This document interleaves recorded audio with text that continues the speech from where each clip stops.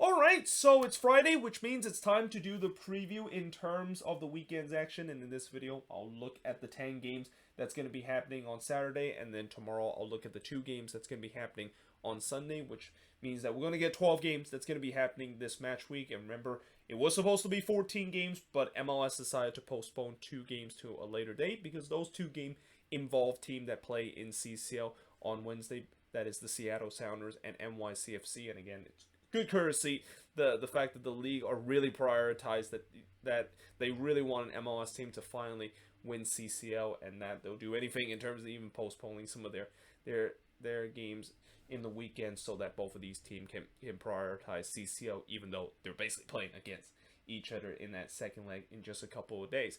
And also, I have recently started a new job, and this new job I'm starting in terms of the shift is going to be brutal for me, like 4:30 a.m.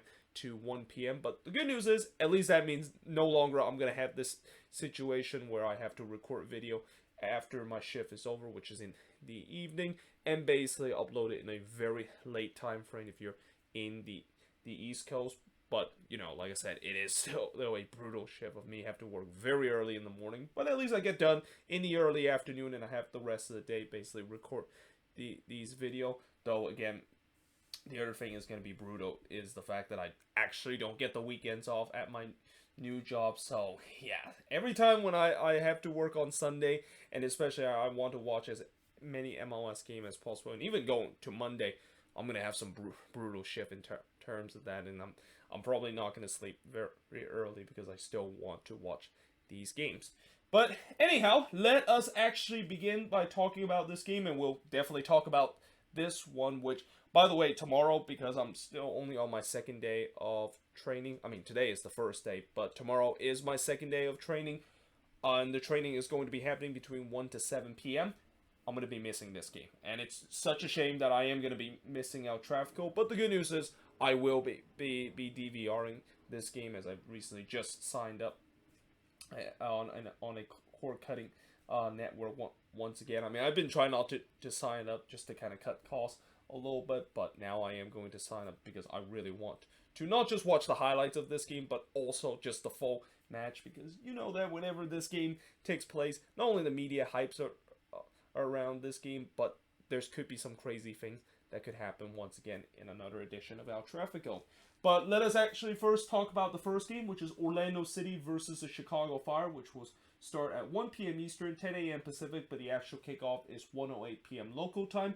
And this game is also going to be a Twitter game, which means that, yeah, it's probably not going to be a good game, because so far, whenever a game is on Twitter, it hasn't been good whatsoever. And in fact, this is actually the second and final meeting between both of these teams, because both of these teams actually face off against each other in match week number 2. And I think this is the earliest we've seen a matchup between 2 teams face off against each other twice. And that's pretty much it. Like, both of these teams are not going to meet each other for the rest of the season.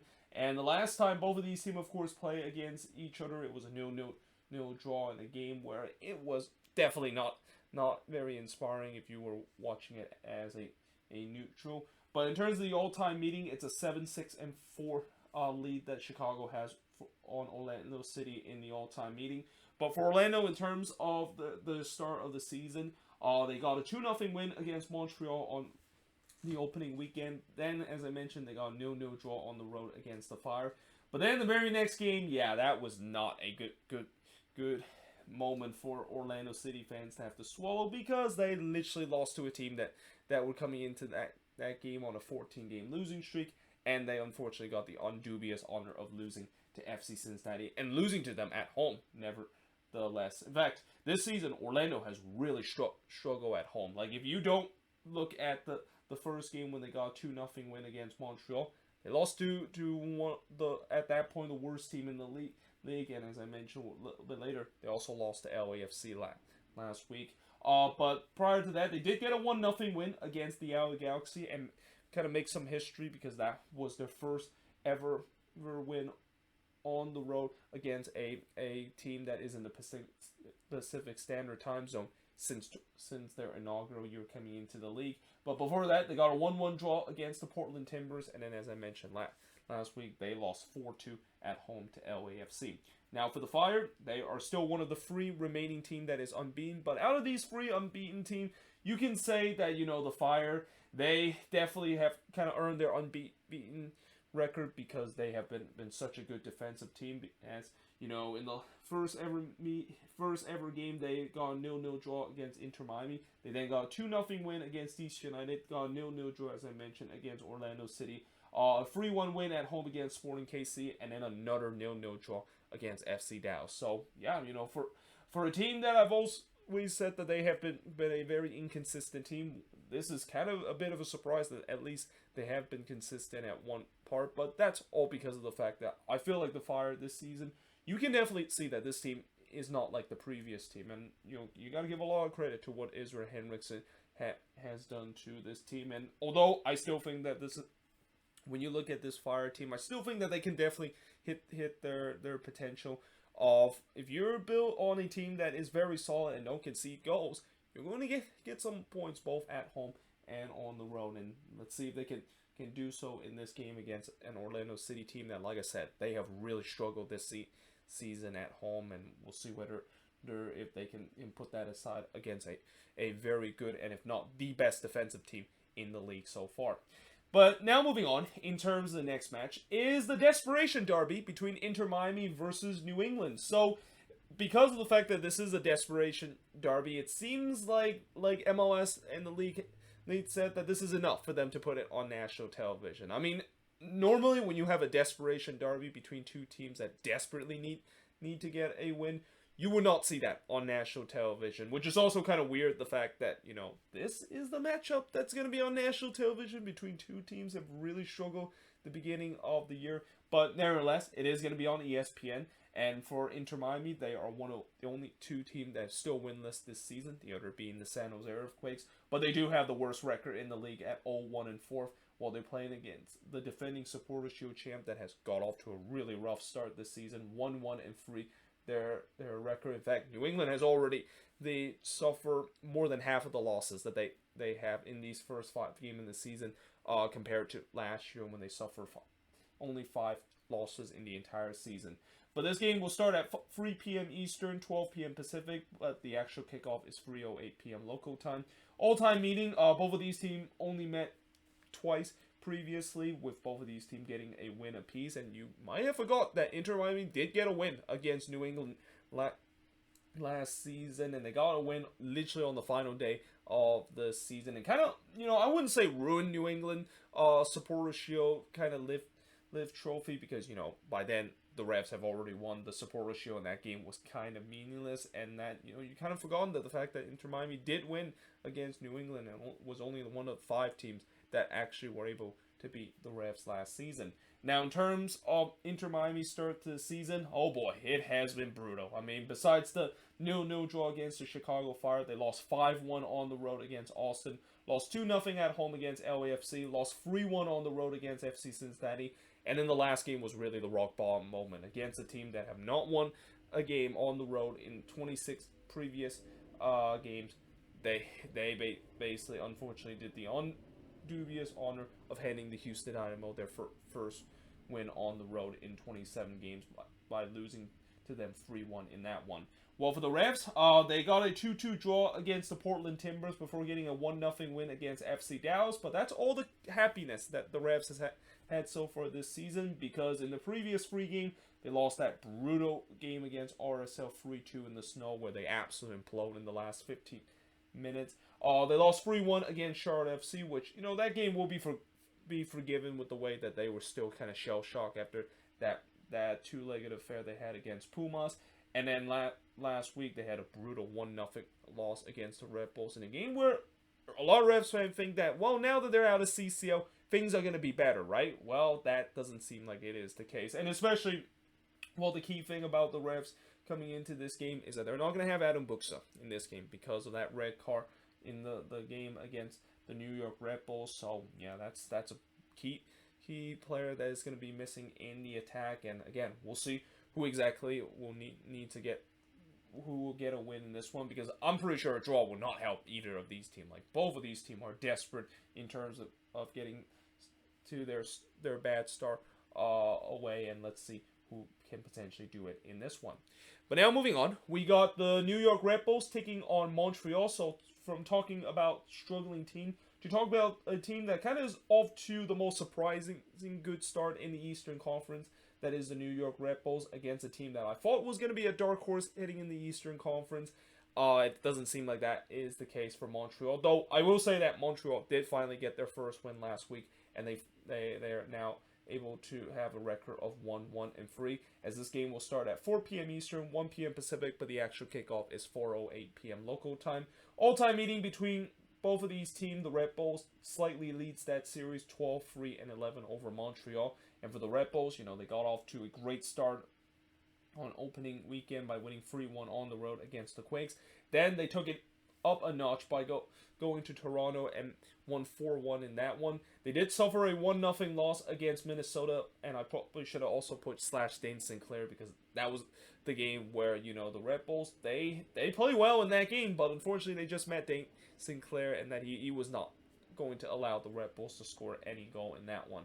Then they got a 1-1 draw against Columbus before they once again go on the road and able to win 1-0 against the New England Revolution. And I think the Red Bulls are still the only team to have won all 3 games on the road so far this season. So yeah, you talk about MLS teams struggle on the road. The Red Bulls basically are just saying, what's that? Because we have been doing well so far on the road. Now, unfortunately, the bad news is they are playing at home in this game.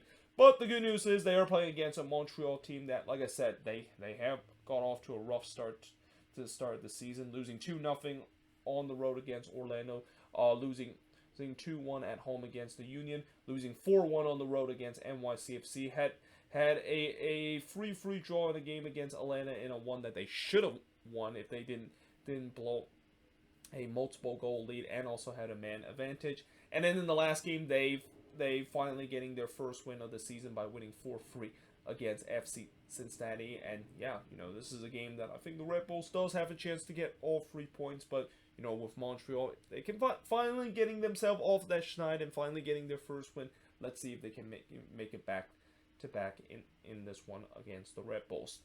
But moving on, in terms of the next match, is the Philadelphia Union versus the Columbus Crew. So right now, the hottest team in the league, well, I would say one of the hottest team, because LAFC fans are going to get on to my matter, because they'll say that they have the same amount of points as the Union has. But I will say that the Union is kind of the hottest team, with them winning four games in a row now, coming into this game against a Columbus Crew team that is fresh off their first loss of the season, and now their record is 2-2-1. This game will start at 6 p.m. Eastern, 3 p.m. Pacific, but the actual kickoff is 6:08 p.m. local time.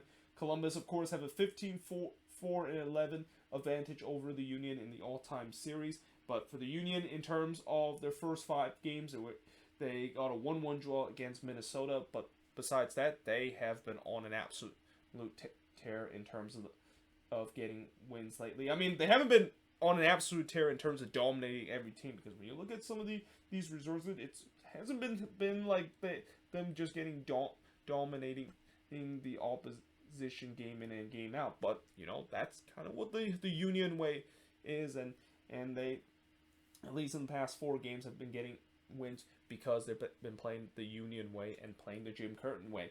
They got a 2-1 win on the road against Montreal before getting a 2-0 win against the Quakes at home. They went on the road to Yankee Stadium and win 2-0 in that game, and they also won 2-0 against Charlotte FC at home in the last game. For Columbus, they got a 4-0 win against Vancouver. Then they completely implode against the Quakes in a game that they should have won, and kind of suffered the same fate that Montreal did, blowing a 3-1 lead while being a man up in the last 15 minutes to draw 3-3. They did rebound by winning 2-1 against Toronto, but they did also get a 1-1 draw against the Red Bulls. And then in the last game, they pretty much got frustrated by Nashville at home, losing 1-0 in that game. And that was also a game that was the first one where they didn't have Lucas Arian in the starting 11, because he still suffered from a knee injury, and that I think he's not going to be available in this game too. And yeah, this is a game that I think the Union are going to be the favorites, and that, again, how well they've been playing in these last couple of games, you can definitely sense that they and get all 3 points against a Columbus team that have for the past couple of seasons have not done well on the road. But now moving on, in terms of the next game, and the game that I'm pretty sure everybody's been waiting for me to talk about, is El Tráfico between the Galaxy versus LAFC. And what's even more interesting about this game, and why the media are really saying that this is probably the best El Tráfico that we're going to get, is we're going to finally see the Carlos Vela versus Chicharito matchup. I mean, for the past couple of years, it's been either one of those guys that is in for their team for El Tráfico, but we never have seen a situation where both of them are facing off against each other head to head. But yeah, this game will start at 7:30 p.m. Eastern, 4:30 p.m. Pacific, but the actual kickoff is 4:55 p.m. local time. I also forgot to mention that this game is going to be on the Big Fox, and it makes sense because, you know, this is El Tráfico. It has to be on the local channel to definitely get that ratings that MLS desperately needed because of how bad the TV ratings has been this season. But yeah, the Galaxy coming into this game with a 3-0-2 record, while LAFC coming into this game with the best record in the West with a 4-1-0 record. All time in terms of El Tráfico, it's been the Galaxy still leading the series over their hated intercity rival with a 5-5-3 record.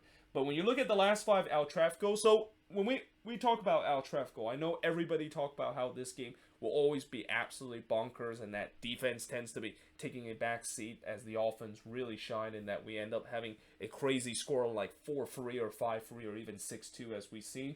But when you look at the last 5 El Tráfico, that doesn't seem like it's the case. And I think we started to get to a case where, you know, I think people may need to realize that El Tráfico, as great as this game is, and as we know that there will be goals that's been scored in this game, it's not going to be like what we saw in the first couple of games, where I think in the first couple of games what really make this rivalry so great and why the media really loves it is because of those high-scoring affair and these crazy kind of twists and turn that has happened. But when you look at the last 5 El Tráfico, you know, besides that one game where LAFC or that one game where LAFC and the Galaxy drew 3-3, which that was a very El Tráfico kind of type of game as we saw in the first 5 games.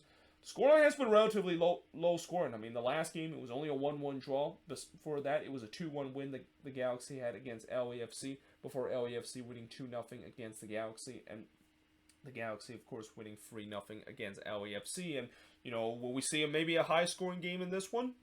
Maybe. I mean, both of these teams have some good attack, though I will say that in terms of the defensive structure, you know, I would definitely give that edge to LAFC compared to the Galaxy, where LAFC has been really good this season in terms of their defensive structure. But again, you know, this is El Tráfico. Anything, of course, can happen. And again, it's such a shame that I am not going to be able to watch this game live, but I'm definitely going to be watching this game in the condensed version. And in fact, once I come back from training, I will basically put a couple of games on my desktop and also on my laptop, and I'm just going to kind of do what I sometimes do when I have the busy part of the Saturday action, where there's like just so many games that is going to happen, and I'll basically just kind of watch these games like at a time. Now this week though, speaking of that, you know, that busy stretch actually doesn't happen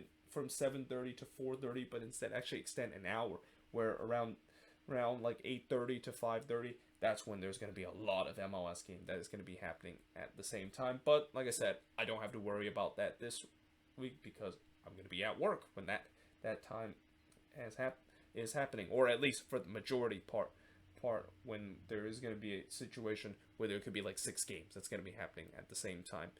But that being said, let us move on to the next game, which is RSL versus Toronto FC. So this game will start at 8 p.m. Eastern, 5 p.m. Pacific.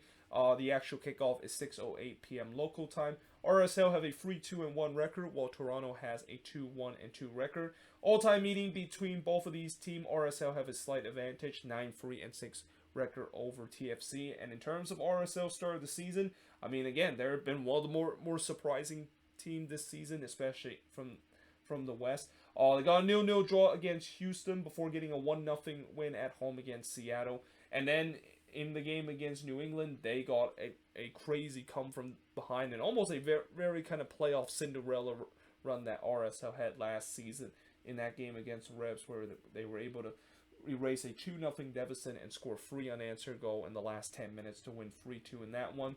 Then they won 2-1 against Nashville SC before losing their first game of the season on the road against Sporting KC. And in the game against Colorado, where that was probably the worst game that they played this season, they still got a 1-1 draw out of that one. Meanwhile, for TFC, you know, the start of the season and the start of Bradley era with TFC definitely did not get off to a good one. After a 1-1 draw against FC Dallas, they lost 4-1 at home against the Red Bulls. Lost 2-1 against Columbus. But then they finally getting their first win against DC by winning 2-1 and then getting an impressive 2-1 victory against NYCFC. And, you know, all of a sudden you can definitely see that this TFC team, which, you know, I think in the beginning of the season, the reason why this team was so bad was because of how bad they were defending. And I thought in these last 2 games, they have definitely done a much better job in terms of the defending. And also they got enough attacking talent, especially a guy that, you know, I didn't think he was going to be the guy that will be the main goal scorer for this TFC team, but he certainly has been, as this guy by the name of Jesus Jimenez. I mean, he's been pretty much a guaranteed goal scored every single game, because I've always seen him on the goal scoring chart, and he's also kind of knocking the door in terms of the top spot of the Golden Boot that currently Brendan Vasquez on. But yeah, I mean, this should be a very interesting game with the way that, let's see if RSL, who has really done well this season at home, can continue against a team that's maybe started to finally find its stride, that is TFC, after winning their last 2 home games. But that being said, I am now going to switch board and look at the last 4 games that's going to be happening in terms of the Saturday action. But yeah, moving on, in terms of the next match, we have FC Dallas taking on the Colorado Rapids. And by the way, I am wearing the old away kit that FC Dallas wore back, I believe, in 2018 or in 2019. And also, for those of you thinking that in this preview I was going to wear one of the LA team to do the preview, then yeah, you're wrong. Because I know that there are still some people that believe that, you know, the team that I wear doing the preview means that team is probably going to lose this weekend because I just jinxed them. And in this case, I do apologize to FC Dallas fans that I wear their jersey. And it seems like if you do believe that the jersey that I wear for a team doing the preview means that they're going to lose, then yeah, that of course is the case. And that's why I decided not to wear one of the LA team. But I'll probably wear one of the LA team when I do the review later on Saturday, when that of course happened. But going back to this game against FC Dallas and the Colorado Rapids, as both of these teams have definitely got off to a good start, with them both having identical record of 2 wins, 2 draw, and 1 losses. And this is the first of 3 games that's going to be happening at 8:30 p.m. Eastern, 5:30 p.m. Pacific, and the actual kickoff is 7:38 p.m. local time. All-time meeting, you know, both of these teams have been in the league since its inception in 1996, which means that the all-time meeting and the amount of games that both of these teams have played has been a lot. And FC Dallas does have the slight edge over the Rapids with a 38, 20, and 32 record all time against the Colorado Rapids. But in terms of how both of these teams start the season, you know, Dallas had a 1-1 draw against Toronto before losing 1-0 against New England. But they did finally getting their first win by winning 2-0 against Nashville. Then they won 4-1 against the Portland Timbers. And then they, of course, got a 0-0 draw last week against the Chicago Fire. In a game that, yeah, the less said about that game, the better. The Colorado Rapids, you know, they got off to a disastrous start to the season by losing 3-0 to LAFC. But mind you, that was a game where, you know, they were fresh off of just such an embarrassing loss against Comunicaciones in the second leg of CCL. But after that, they kind of got themselves back to why they were considered the best team in the West last season by winning 3-0 against Atlanta, winning 2-0 against Sporting KC. They probably should have won that game against the Dynamo if it wasn't for William Yarbrough gifting the Dynamo a late goal, and that the Rapids had a 1-1 draw.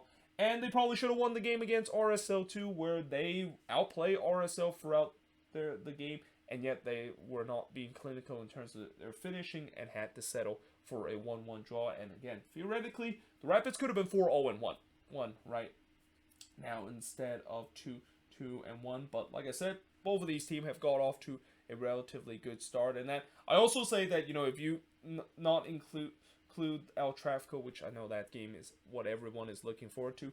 This is probably a game that I think a lot of people could check out with the way that both of these teams are off to a good start, and let's see who can continue that good start with a win in this one.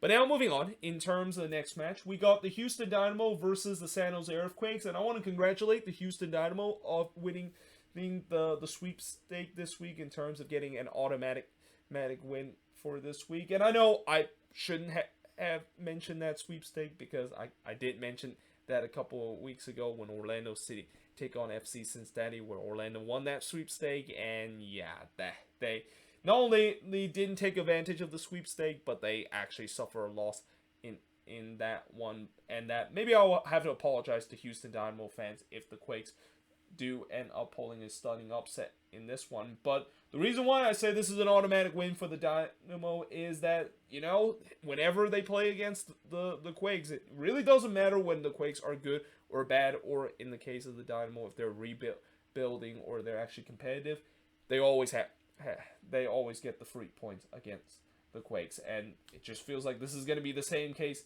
in this one, especially with the way how much the Quakes have been struggling to start the season. But in terms of the all-time meeting, it's a 14-4-9 advantage that the Dynamo has over the Quakes. And in the start of the season for the Dynamo, it hasn't been that bad for a team that is rebuilding. They got a 0-0 draw at home against RSL before losing 1-0 on the road against Sporting KC. They did win 2-1 against Vancouver before having a 1-1 draw at home against the Colorado Rapids. And then they did something improbable, and something that they haven't done in over a year and a half, and that is getting a road win, albeit it is against another team that, like the Quakes, are struggling and basically have not got a win this season in Inter Miami. Speaking of the Quakes, they lost 3-1 at home against the New York Red Bulls before salvaging a 3-3 draw against Columbus. Then they had a expected lifeless performance against the Union by losing to them 2-0. Another lifeless road performance was the same against Minnesota. And don't let the 1-0 scoreline fool you. The fact that, yeah, that was the game that the Quakes are pretty fortunate that they only lost 1-0 because the Loons just cannot finish. And then the previous game, that was also a game that they're pretty fortunate to get a 2-2 draw out of it. If it wasn't for Austin basically completely imploded in the final 20 minutes of this game. And yeah, like I said, I expect the Dynamo should easily get a win, and this will be another closer step for the Quakes to continue to lose, because we're in this process where it's kind of like tank for Almeida to eventually lose his job. I mean, I don't know if that's actually a phrase that people use, but I'm just going to use it because it is pretty clear that this season, I mean, I don't really have a lot. Not only not a lot of hope for this team, but I'm almost feel like this is just going to be a write-off season for the Quakes, and I'm already in CU 2023 mode with the way that this team is, unless if they do eventually get rid of Almeida and hopefully eventually get rid of their owner, this team is not going to go anywhere and be even close to being a competitive team in MLS.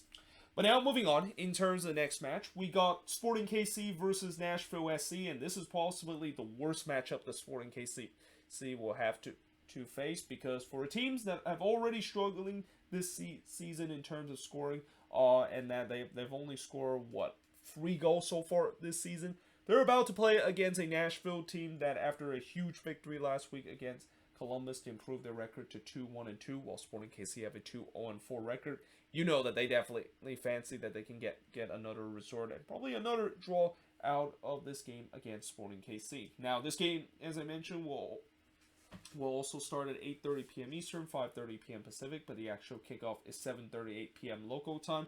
Only one prior meeting, and Sporting KC actually did win that meeting against Nashville by winning 2-1. But when you look at Sporting KC's start to the season, they of course lost 3-1 on the road against Atlanta. They did get a 1-0 win against Houston, then losing 2-0 against the Rapids, losing 3-1 on the road against the Fire. Won 1-0 against RSL before losing 1-0 on the road against the Vancouver Whitecaps. And also, let me just correct to say that they actually scored 4 goals so far this season. But 4 goals in their first 6 games is definitely not a good kind of scoring record, and especially is a telling sign that goals have definitely been hard to come by for this Peter Vermes side. And again, this is the worst possible matchup because they're about to face against a Nashville team that doesn't give up a lot of goals. Though I will say that maybe the number doesn't tell us that because they don't actually have the best defensive record. But when you look at most of the match that Nashville has had, it's been very very tight, and they are still considered one of the toughest teams to try to break down. And it was evident in their opening weekend game when they got a big 1-0 win on the road against Seattle. They did drew 1-1 against Minnesota before losing 2-0 to FC Dallas. They did lose 2-1 against RSL, which ironically that was probably the best performance that Nashville has, and yet they're still on the losing side. And then in the last game, where pretty much they spent majority of the game parking the bus against Columbus and also able to nick a goal in that, they got a 1-0 win against the Columbus Crew. So yeah, like I said, this is expected to be a low scoring resort because anytime when Nashville play, and especially this is now the 6th road game out of 8 to start the season for Nashville, Gary Smith's side is going to use the same formula that he used against Columbus and try to use it on Sporting KC, and I won't be surprised it will be successful again because this SKC side, unless if there's going to be a moment of magic from Johnny Russell and Danny O'Shara, which has happened this season, and it feels like they'll need it again in this one to try to break down this tough Nashville defense. I don't see Sporting KC score and go out of this one. But yeah, let's see how this game will turn out. Before we move on into the last game of the Saturday action, and this is probably the game that I'm actually able to watch live in total, because this game between the Vancouver Whitecaps versus the Portland Timbers will start at 10 p.m. Eastern, 7 p.m. Pacific, but the actual kickoff is 7 to 11 p.m. local time, and this is right after when I get off work on day 2 of my 1-week training I have with my new job. But coming into this game, I would also kind of like to say that this might be a desperation derby because I don't think both of these teams were thinking that they would be near the bottom spot of the Western Conference. Only the San Jose Earthquakes have a worse record than both the Whitecaps and the Timbers had so far this season. But in terms of the all-time meeting, Portland leads the all-time meeting with a 15-9-7 record over the Whitecaps. In fact, the Timbers is the only team last season that was able to get a home win against the Vancouver Whitecaps. Well, let me just rephrase that. The Portland Timbers were actually the only team to get a win against the Vancouver Whitecaps when they were playing at BC Place, which wasn't a lot because, the Whitecaps didn't start playing home game at BC Place until August. But in terms of the start of the season for the Whitecaps, I mean, again, it's been a disastrous start for Vanni Sartini's first full season. With a 4-0 drumming in the hands of Columbus before they did get a 0-0 draw against NYCFC. They did lose 2-1 against Houston, then lose 3-1 on the road against LAFC, and then they finally getting their first win at home in a much-needed 1-0 win against Sporting KC. Meanwhile, for the Portland Timbers, they got a 2-2 draw against New England at home before a 1-1 draw on the road against LAFC. They did win 1-0 against Austin, but then they lose 4-1 on the road against FC Dallas. They had a 1-1 draw against Orlando City, and then they, of course, lost 3-1 against the LA Galaxy. And I know a lot of people have said that the Portland Timbers are probably the best one-win team so far because when you look at the talent that they had, this should not be a team that have only won one game so far this season. But as the old saying goes, your record basically tells the whole story of the season. And again, this has been a really slow start, and probably even a slower start than last season. I mean, last season I know the Timbers were off to a really slow start, and they were spending most of the time bottom of the, well, not bottom of the table, but more like below the red line until they got in that crazy run in the second half of the season. And if they're able to make the playoffs again, they'll probably have to replicate that run too. But even then, I mean, it's been a slow start for this Timber side, and especially the defense has been a big problem for this team, where in the last couple of games they have definitely not looked good in the defensive structure. Now, the good news is they do play against a Whitecaps team that, like I said about Sporting KC, they're also a team that have really struggled to put the ball into the back of net, and they only have scored for like 4 goals, or actually no, 3 goals so far this season. But if there's one thing about the Whitecaps this season is that they tend to play well at home, and it has been shown ever since Vanni Sartini has took over this team. So yeah, it's not going to be easy for the Timbers to get what could be their second win of the season, and maybe get them out of this deep hole that they have dug themselves in to start the season. But there you have it. That is pretty much it for the preview of all 10 of these games that's going to be happening on Saturday. And like I said, tomorrow I will do the preview of the Sunday game. Most likely it's going to be in the morning, and probably during the halftime between that 10 a.m. game that is going to happen. Which, by the way, that 10 a.m. game, it's Orlando City versus the Chicago Fire, and at halftime I'll basically do the quick preview of the 2 games that's going to be happening on Sunday. But until then, hope you guys enjoyed this video. If you do, make sure you guys leave a like, smash the subscribe button. Let me know in the comments below what do you think of this video, and also make sure you leave your prediction below the 10 games that's going to be happening tomorrow. But yeah, hope you guys enjoyed this video, and I will see you guys next time.